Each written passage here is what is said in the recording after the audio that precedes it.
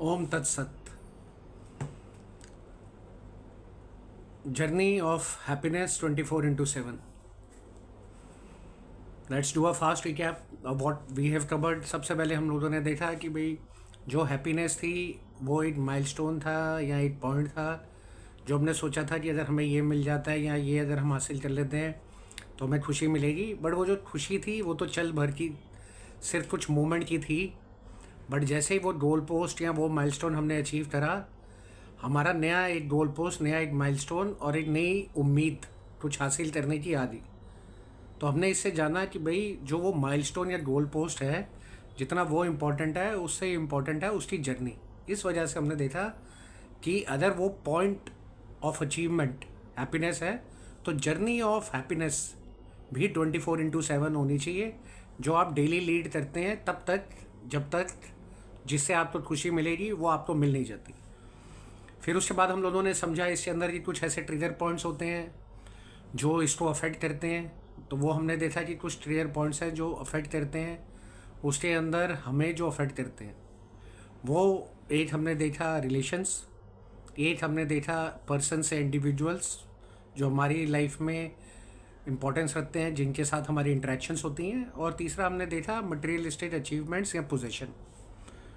तो हमने देखा कि ये जो तीन चीज़ें हैं, ये जो तीन एस्पेक्ट्स हैं, ये तीन है ट्रिगर पॉइंट्स। यानी इनकी वजह से कुछ ट्रिगर होता है मेरे अंदर, जिस वजह से या तो मैं डिस्टर्ब होता हूँ या मैं खुश होता हूँ या एट पीस रहता हूँ। तो इसको हमने डिफाइन करा कि ये जो तीन है कैटेगरीज, इन तीन कैटेगरीज से बेसिकली ये हमारे टिपिंग पॉइंट्स या ट्रिगर पॉइंट्स या स्टिमुलस या कैटलिस्ट हैं जो हमारे अंदर कुछ क्रिएट करते हैं और जो हमें फिर अफेक्ट करता है। फिर हमने उसके बाद देखा आगे चल के कि थॉट प्रोसेस, कि ये थॉट प्रोसेस क्या होता है। तो हमने फिर उसके अंदर देखा कि जब भी कोई ये तीन ट्रिगर पॉइंट से किसी तरीके की कोई एनर्जी पैदा होती है तो उससे हमारे अंदर सबसे पहला जो आता है वो आता है थॉट। पॉजिटिव, नेगेटिव थॉट आने से हमारे अंदर जो पैदा होती है वो होती है फीलिंग। जब वो फीलिंग आती है, उस फीलिंग के बाद एक्शन, उस एक्शन से दोबारा क्रिएट होती है एनर्जी यानी वाइब्स, जिसको हम वाइब्स बोलते हैं। तो जो हमारे साथ बीतता है उससे हमारे पे असर पड़ता है। उस असर पड़ने की वजह से हमारा एक थॉट क्रिएट होता है, वो थॉट एक फीलिंग क्रिएट करती है, वो एक एक्शन क्रिएट करता है, और उस एक्शन से एक वाइब्स और एनर्जी दोबारा वापस जाती है जो उनको दोबारा इम्पैक्ट करती है जहाँ से ये सब क्रिएट हुआ था। तो it's a chain reaction, it's a chemical reaction. तो ये सब आपस में जुड़ा हुआ है। फिर हमने उसके बाद समझा इसका कि मेंटल इलनेस और फिज़िकल इलनेस के अंदर कोई रिलेशन है। फिर हमने जाना कि हाँ जी बिल्कुल, जहाँ पर सबसे पहले फ़िज़िकल हेल्थ को हम लोग बहुत इंपॉर्टेंस देते थे, हमने देखा बड़ी अच्छी फिज़िक वाले, फिज़िकल रूटीन वाले, डिसिप्लिन वालों के कितनी बार हार्ट अटैक आता है, उनकी अनटाइमली डेथ हो जाती है। दूसरा हमने देखा इंटेलिजेंट लोग जिनको हम मानते हैं, जिनका आईक्यू लेवल हाई होता है, तो उन लोगों के अंदर भी ये स्ट्रेस, एंजाइटी, डिप्रेशन की चांसेस हैं बल्कि ज़्यादा ही हैं, बढ़ जाते हैं। फिर हमने देखा कि कुछ ऐसा है जिसको हम लोग मेंटल वेलबींग करते हैं, यानी वो थॉट प्रोसेस, जिस थॉट प्रोसेस से मेरा अंदर का सारा माइंड सिस्टम चलता है। और फिर हमने देखा spirituality, spirituality to balance all the three so that physically you are healthy, emotionally and mentally you are healthy, and thirdly you are intelligent. तो इनके बीच में बैलेंस कैसे बनाया जाए, कैसे, ताकि हम लोग खुश रह सकें, पीसफुल रह सकें, पीस में रह सकें और हारमनी में रह सकें, यानी ब्लिसफुल रह सकें। तो जब हमने ये देखा तो आज हम इसके अंदर डिस्कस करेंगे एक सबसे important point, who controls this. क्या ये कंट्रोल मैकेनिज्म, यानी जो हमने बात करी थी, क्या इनके बीच में दीवार क्रिएट करी जा सकती है। कुछ ऐसा हो सकता है कि क्या होएगा मेरे साथ और मेरे अंदर ये दो अलग पहलू बन जाए। तो बड़े सारे ऐसे एक्सपीरियंसेस साथ में, जब आप स्पिरिचुअलिटी के बारे में जानते हैं और आप एक्सपीरियंस करते हैं तो आप ये देखते हैं कि हाँ ऐसा पॉसिबल है कि मैं अपने आप को डिटैच कर सकता हूँ। किन से? उन सिचुएशन से जो अनफोर्सिन है और मेरे बाहर है। मुझे नहीं पता, अभी मैं ड्राइव कर रहा हूँ, रेड लाइट पे खड़ा हूँ, पीछे से कोई आया, उसने मेरी गाड़ी ठोक दी। अभी अनएक्सपेक्टेड था, कोरोना आया, कभी किसी ने सोचा था कि उनके फैमिली मेम्बर के साथ या उनका इतने सालों की मेहनत से बनाए हुए बिजनेसेस या इतने सालों से करते हुए जॉब्स सब के सब तबाह हो जाएंगे, बर्बाद हो जाएंगे। लोगों ने देखा है कोरोना के अंदर क्या हुआ। तो ये ऐसी सिचुएशन थी जो अनफोर्सीन थी। दूसरा फिर हमने देखा कि जो लोग हैं जो हमसे जुड़े हुए हैं, हमारे पेरेंट्स, हमारी फैमिलीज़, हमारे बच्चे, हमारे हस्बैंड, हमारे वाइफ, हमारे कज़न्स, हमारे दोस्त, समाज में हमारे लोग जिनसे हम मिलते हैं, ये लोग भी हमसे बाहर हैं। और तीसरा हमने देखा हमारे रिलेशनशिप्स। तो जब हम इन तीन चीज़ों को देखते हैं तो हमें सबसे पहले ये समझ जाना चाहिए कि what ever is affecting us is all outside. ये सब ट्रिगर पॉइंट्स हैं जो बाहर है। अब इनके पीछे कारण क्या है? इनके पीछे सबसे इम्पोर्टेंट कारण है एक्सपेक्टेशंस। और ये वो एक्सपेक्टेशंस है जो अनफोर्सीन और अनटोल्ड है। जैसे हम बैठे हैं एक जगह पे और मीटिंग कर रहे हैं, और आपने देखा कि वहाँ से आपका बेटा गुजरा, यहाँ वाइफ गुजरी, और उन्होंने आपको ग्रीट नहीं किया। जब उन्होंने आपको ग्रीट नहीं किया और ये नहीं करा, तो वो हो सकता है वो किसी और सोच में हो, किसी और थिंकिंग प्रोसेस में हो, बट आप तो बुरा मान जाए नहीं कि देखो जी मैं बैठा हूँ, बेटा आया है और उसने मुझे ग्रीट नहीं करा, चला गया। इसी तरीके से मैं बैठा हूँ और मेरे बॉस आए, और बॉस ने आके, मैंने एक रिपोर्ट सबमिट करी बहुत अर्जेंट की, मैंने अपने पूरे एफर्ट डाले, सब कुछ डाला, बॉस आया और उसने बोला it's okay, you can do much better. तो उन्होंने ऐसे कमेंट कर दिया। तो rather than appreciating for my work, वहाँ पे डिसअपॉइंटमेंट आई कि भाई मेरी तारीफ़ क्यों नहीं दी। इसी तरीके से मैं चाहता था कि मैं इस बार दिवाली के अंदर एक शानदार BMW लूँ, बट मैं BMW नहीं ले पाया, तो मैंने BMW की जगह इनोवा ले ली। बट क्योंकि मैं BMW नहीं ले पाया और मैंने इनोवा ले ली, अगेन इट हैज़ इम्पैक्टेड मी।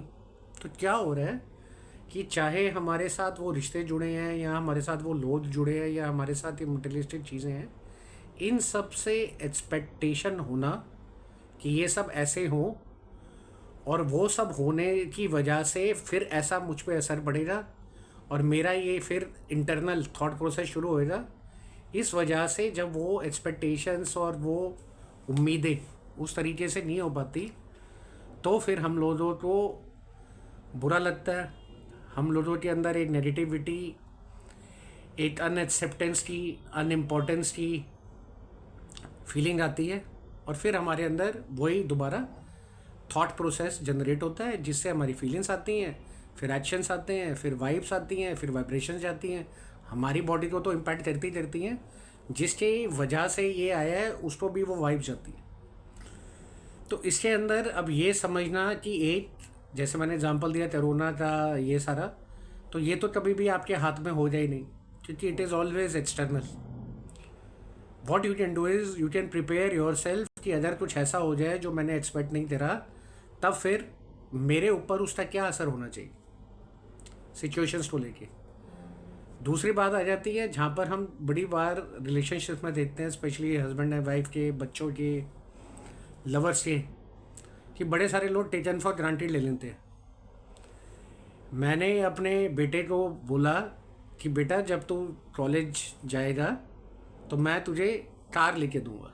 अब मैंने उसको कॉलेज जाने के लिए कार ले दी, बट बेटा जब वो जाता है तो वो अपने फ्रेंड्स के साथ उसमें इतना खुश हो गया है और इतना मगन हो गया है कि वो डैडी को भूल ही गया। तो जब मैं उसको बोलता हूँ कि बेटा मेरे साथ चल, तो उसकी गाड़ी में मेरे लिए जगह नहीं है, बाकी फ्रेंड्स के लिए हमेशा जगह। तो अब ये क्या हुआ, अब वो बेटे को नहीं पता कि फादर की एक्सपेक्टेशन उनसे क्या थी, ना आपने कम्युनिकेट करी।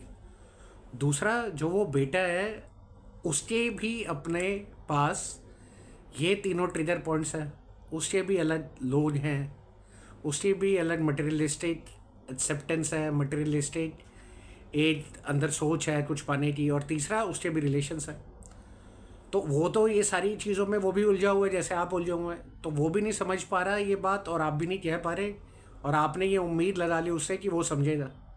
तो जैसे आप एक इंडिविजुअल ये एक्सपीरियंस करते हैं सब एक्सटर्नली, ऐसे ही वो जो आपका बेटा है वो भी ये एक्सपीरियंस करता है। तो ये बट नेचुरल है कि इसके अंदर कॉन्फ्लिक्ट आना और ये महसूस होना कि जो मुझे मिलना चाहिए था in return for what all I have done, I should get it, but ऐसा होता नहीं है। मैक्सिमम केसेस में ऐसा ही होता है। तो जब माएँ अपने बच्चों के लिए भी कुछ करती हैं तो उनको एक्सपेक्टेशन नहीं होती, बट बच्चा जब उनके लिए कुछ नहीं करता तो उनको बुरा जरूर लगता है। तो सवाल ये है कि भाई जब ये चीज़ें बुरी लगनी है पेरेंट्स में, रिलेशनशिप में, हस्बैंड एंड वाइफ के रिलेशनशिप में, बच्चों के साथ, ऑफिस के अंदर हम जाते हैं वहाँ पर, डिमांडिंग है आजकल की ज़िंदगी, इसके अंदर सब लोग अपने में बिजी हैं जिसको किसी से ज़्यादा बातचीत करने का मौका नहीं मिल पाता, और फिर ये हम सोचते हैं कि भाई वो हमारी बात समझ ले। तो जब हम ये समझ लें कि ये जो सारे फैक्टर्स हैं, ये सारे फैक्टर्स एक्सटर्नल हैं, हमारे कंट्रोल में नहीं है, हम इस पर कुछ नहीं कर सकते, तो हम क्या कर सकते हैं टू बी हैप्पी, यहाँ to be at peace, to be blissful, और अगर ये नहीं तो कम से कम to avoid depression, stress, anxiety and create more negativity in our relations. और साथ में इन सब का मेरी बॉडी के ऊपर असर, ताकि मैं ठीक रहूं और सबको संभाल सकूं, because till the time you are not there who will take care of those who you love. तो इन सब के लिए एक दीवार क्रिएट करनी बहुत ज़रूरी है, और जो हम खुशी, जो हम प्यार और जो हम एक्सपेक्टेशंस बाहर रखते हैं, हमें उसको एक तरीके से साइड लाइन करते हुए अपने आप पे, यानी internally we have to see कि what can be done to set a system in me, ताकि इन चीज़ों में अगर कल को वहाँ से कुछ ऐसा स्टिमुलस आता है या ट्रिगर पॉइंट आता है तो मेरे अंदर उन चीज़ों का असर ना आए। इसका मतलब ये नहीं है कि आप इसकी एक्सपेक्टेशन रखनी छोड़ दें, आप बिल्कुल मौन व्रत धारण कर लें, आपकी किसी से कुछ नहीं हो। सिर्फ उसका ये कहना है, इसका मेन ऑब्जेक्टिव ये है समझने का कि जो इंटरनली आपको पहले अपने आप को समझना पड़ेगा, क्या चीज़ें आपको अफेक्ट करती हैं वो समझना पड़ेगा, क्या चीज़ें कैसे अफेक्ट करती हैं और क्यों अफेक्ट करती हैं वो करना पड़ेगा। और जब वो चीज़ें आपको अफेक्ट करती हैं, उनका असर आपके थॉट प्रोसेस पे, आपके फीलिंग्स पे, आपके एक्शंस पे, आपकी जो एनर्जी क्रिएट करते हैं उसके ऊपर, आपकी ओवरऑल पर्सनालिटी पे, आपकी ओवरऑल बॉडी के ऊपर, और कैसे आगे चल के वही चीज़ें दोबारा आपके लिए एक नेगेटिव इम्पीटस का या इम्पैक्ट का साधन ना बने, ये कंट्रोल करना बहुत ज़रूरी है।